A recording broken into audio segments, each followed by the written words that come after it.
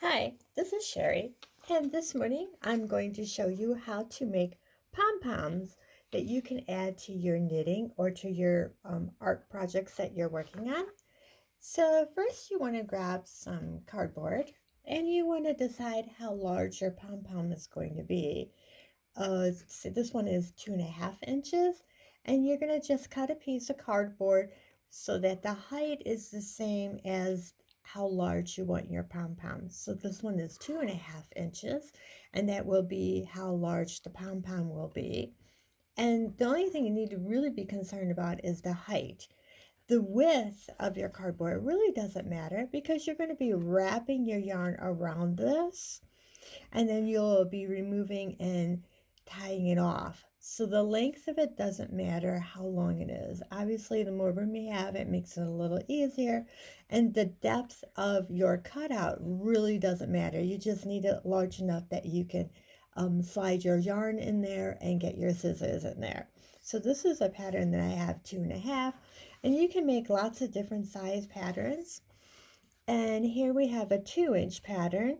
So this is 2 inches from here to here.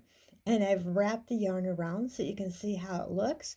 The fatter you wrap this, the bigger your pom-pom is going to be. And you can use any size yarn. I'm using thin yarn here because I'm doing pom-poms for booties. So those choices are your choices to make. So you're going to wrap your yarn around. I always like to leave the end right here, even with the top of it or at the bottom of it, so that you're not wasting yarn. And then after you wrap it, you're going to tie it. So you're just basically threading your yarn through the little hole and then threading it through the other way and tying it. I do suggest that you tie your knots whenever you're doing knitting projects or yarn projects at least 3 times, just for strength, because sometimes two isn't enough. And so that you've knotted and it's all ready to go. This one is going to be, I'll turn it the other way, it's a little easier. This is a 1-inch pom-pom.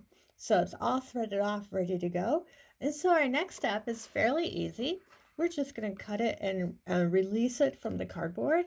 So you want to take your scissors and go up there and cut it. Pretty easy to do. And you can see how it's getting nice and loose. And you want to make sure your scissors are good material scissors so that it's nice and sharp. And then you can see how it looks. And then you're just going to fluff this up.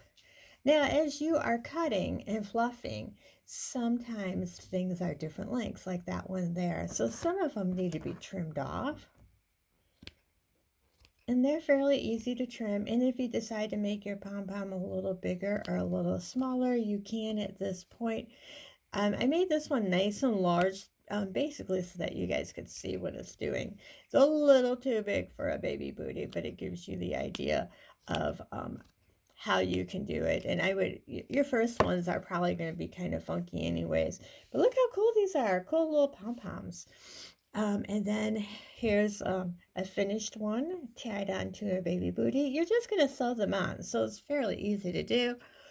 Here's a baby booty. And then you would just take your pom-pom and you just attach it. Oh, isn't that sweet? It's so cute.